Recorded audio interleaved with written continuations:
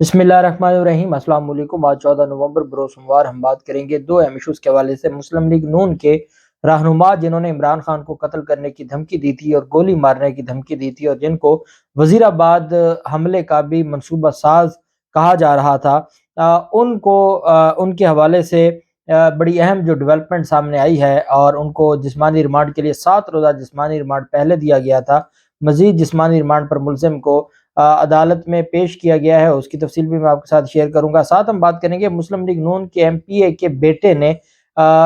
जो कब्जा माफिया से तल्लक रखते हैं और गरीबों पर गोली चला दी, उसकी तफसील भी मैं आपके साथ शेयर करूंगा। और पाकिस्तान तहरीक इंसाफ की जानिब से ये कहा गया है honourable chief justice of Pakistan से कि जिस तरीके से आप मामलात को लेकर चल रहे हैं, अगर आप एक गलत फैसला ना देते तो आज पाकिस्तान के हालात ये ना होते और पाकिस्तान इस नहज पर ना होता। बड़ी सख्त किस्म की गुफ्तगू की गई है फवाद चौधरी की जानिब से, उसके ऊपर भी हम बात करेंगे। पहले तो मैं आपको बताता चलूं कि आज इमरान खान की जानिब से जो वीडियो लिंक के जरिए कौम से खिताब किया गया है, और आज चूंकि पाकिस्तान तहरीक इंसाफ का जो काफिला है लॉन्ग मार्च वो मंडी बहाउद्दीन में था, और मंडी बहाउद्दीन में भी और उसके बाद फिर जीटी रोड पर भी वो पहुंचा।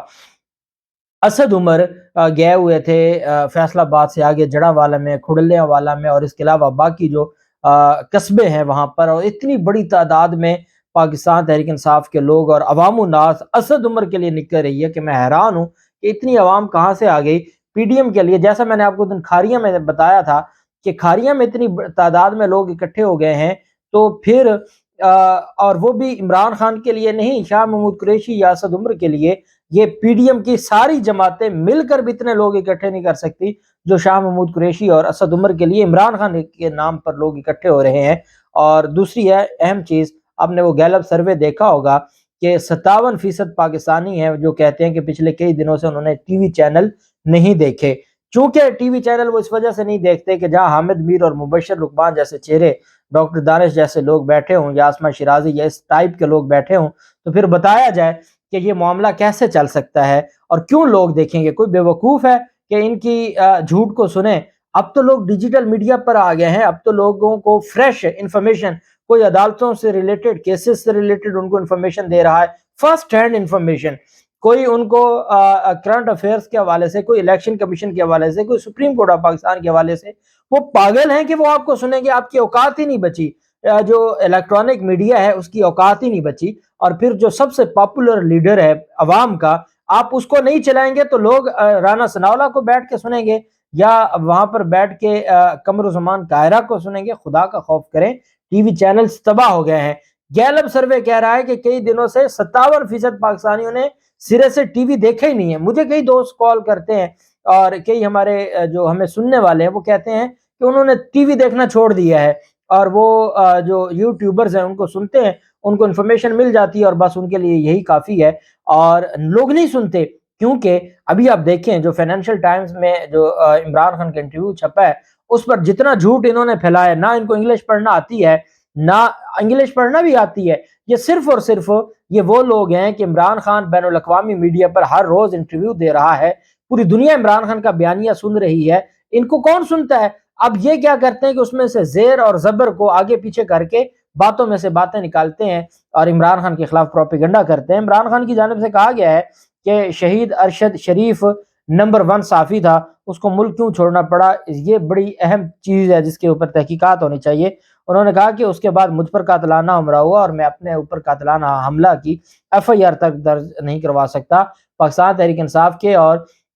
पाकिस्तान तहरीक इंसाफ की जो सेनेटर्स हैं और बाकी जो एमएनएज हैं वो सुप्रीम कोर्ट ऑफ पाकिस्तान में गए हैं, और सुप्रीम कोर्ट का रजिस्ट्रार जो 20वें ग्रेड का अफसर है उसने दरवाजा तक नहीं खोला, गेट तक नहीं खोला, उनको अंदर दाखिल नहीं होने दिया। और सारे सेनेटर्स जो करोड़ों लोगों का वोट लेके एमएनएज आए हुए हैं वहां पर, उनको अंदर दाखिल नहीं होने दिया गया। ये इस मुल्क का निज़ाम है, और जहां जिस मुल्क का निज़ाम जो 18वें 19वें और 20वें ग्रेड के अफसरान के हाथ आ जाए तो फिर उस मुल्क का क्या बनेगा और उस मुल्क का फिर निज़ाम कैसे चलेगा। और जब सुप्रीम कोर्ट ऑफ पाकिस्तान में आप दरवाजे बंद कर देंगे ऐसे लोगों के लिए, बातें आप कमरा नंबर 1 में जो सुप्रीम कोर्ट के कमरा नंबर 1 में बैठकर बातें की जाए पार्लियामेंट की सुपरमेसी की और मुकद्दस ऐवान की, पार्लियामान के बारे में कहा जाए کہ پارلیمان ہی نمبر 1 ہے، آپ باتیں یہ کریں اور حقیقت میں ایک سینیٹر کو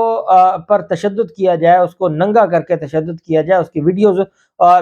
بنائی جائیں پرائیویٹ، اس کی بیوی کے ساتھ ویڈیوز بنائی جائیں، پھر اس کی بیوی کو بھیجی جائے، اور اس پر بھی اگر ہماری عدالتیں کوئی ایکشن نہیں لیتی۔ عمران خان پر جو سابق وزیر اعظم ہے اور اس وقت عوام کے سب سے پاپولر لیڈر ہیں، جو 8 میں سے 7 سیٹیں جیت کے آئے ہیں، ان پر قاتلانہ حملہ ہوتا ہے اور کوئی جوں تک نہیں رینگتی اگر ہمارے عدل کے ایوانوں میں، تو پھر ان ایوانوں کا کیا فائدہ؟ اور یہی بات کی گئی ہے پاکستان تحریک انصاف کے رہنما فواد چودھری کی جانب سے۔ فواد چودھری نے کہا اگر سپریم کورٹ اس دن غلط مداخلت نہ کرتی، اب تک انتخابات ہو چکے ہوتے اور ہم اس دلدل سے نکل چکے ہوتے۔ اس دن آرٹیکل 69 کی دیوار پھلانگ کر بہت بڑا جو ہے وہ غلطی کی گئی، اور اگر اس دن سپریم کورٹ مداخلت نہ کرتی تو آپ جانتے ہیں عمران خان نے تو اسمبلیاں ڈیزالو کر دی تھی، اسمبلیاں ڈیزالو ہونے کے بعد آگے الیکشن ہی ہونا تھا، اور وہ الیکشن بڑا بہترین ہو جاتا اگر ملک میں الیکشن ہو جاتا، اور یہ عقل کے اندھوں کو، یہ جو مافیاز ہیں نون لیگ اور پیپلز پارٹی، ان کو کچھ سیٹیں بھی مل جاتی اگر یہ اس سارے معاملے میں جو ہے وہ باز رہتے، اور اس سارے معاملے میں یہ جو ڈرتے نہیں، خوف زدہ نہ ہوتے۔ لیکن ان کو تو NRO 2 چاہیے تھا، ان کو تو اپنے کیسز ختم کروانے تھے، ان کو تو اپنی مرضی کی تعیناتیاں کرنی تھی، اس وجہ سے انہوں نے کہا کہ آگے۔ اس وقت بھی عمران خان سے یہ خوف زدہ تھے اور اس وقت بھی یہ الیکشن میں نہیں جانا چاہتے تھے۔ اب تو عمران خان پہلے صرف ہیرو تھا، اب تو عمران خان سپر ہیرو بن چکا ہے، اور یہ ان کے ہاتھ نہیں آئے گا، اور یہی ان کو خوف ہے۔ انہوں نے کہا کہ سابق وزیر اعظم عمران خان پر قاتلانہ حملے کی FIR درج نہیں ہو رہی، 1867 میں قانون آیا تھا، 150 سال بعد بھی قانون ہی بدل دیا، FIR کو ہر حال میں درج ہونا چاہیے۔ PTI رہنما نے کہا کہ پاکستان کے فیصلے اب مزید بند کمروں میں نہیں ہو سکتے، جب تک عوام کے فیصلوں کو تسلیم نہیں کیا جاتا معاملات ٹھیک نہیں ہوں گے۔ فواد چودھری نے کہا کہ برطانیہ کی عدالت نے التوا پر شہباز شریف پر جرمانہ عائد کیا، کاش ہماری عدالتیں بھی اس سے کچھ سیکھتیں اور ہماری عدالتیں بھی قانون کے مطابق فیصلے کرتی تو آج ملک کے یہ حالات نہ ہوتے اور ملک اس طریقے سے دلدل کی طرف نہ جاتا۔ دوسری طرف آج سائرہ افضل تارڑ اور جو عطا تارڑ ہے دہشت گردی کے مقدمے میں، ان کی درخواست ضمانتوں پر سماعت ہوئی ہے، اور صحیح حافظ آباد کے، اسلام آباد میں آرام سے بیٹھے ہوتے تھے، صحیح حافظ آباد کے ان کے چکر لگنا شروع ہو گئے ہیں، اور انسداد دہشت گردی عدالت میں، گجرانوالہ کی یہ انسداد دہشت گردی کی عدالت ہے، وہاں پر سماعت ہوئی، اور عدالت نے عمران خان کو قتل کی دھمکیوں اور گولی مارنے کے اور اس سازش میں ملوث